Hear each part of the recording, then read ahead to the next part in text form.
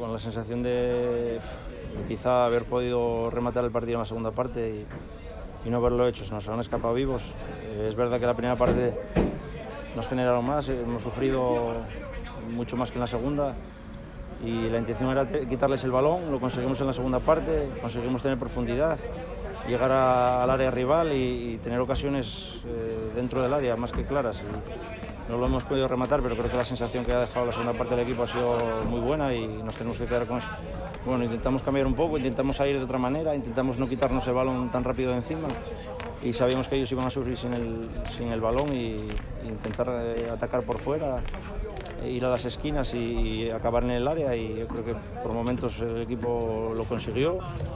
Los chavales, la verdad, que se ciñeron al 100% al plan de la segunda parte, lo interpretaron fenomenal y estoy muy orgulloso por ellos.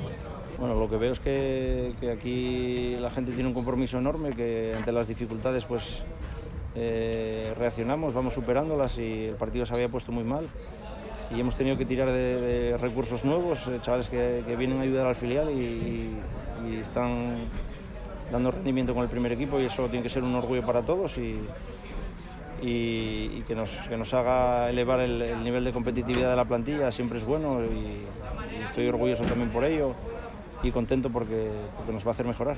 Bueno, que yo creo que a pesar de todas las dificultades que hemos tenido, muchas, el equipo ha sabido competir casi todos los partidos, no se ha ido de ninguno, ha estado en disposición de pelear todos los puntos. Es verdad que fuera de casa nos ha costado un poco y hemos dado un paso hacia adelante ante un rival difícil, con mucho potencial, mucha velocidad, mucha gente que está con el primer equipo y han participado hoy con el Leganés, y yo creo que tenemos que pensar en seguir creciendo. Esto es un camino que es difícil porque mucha gente está enfrentándose a dificultades por primera vez, a la categoría, y han mejorado muchísimo, han evolucionado, y eso es fruto del trabajo que hacen todos los días, y por eso hay que estar contento.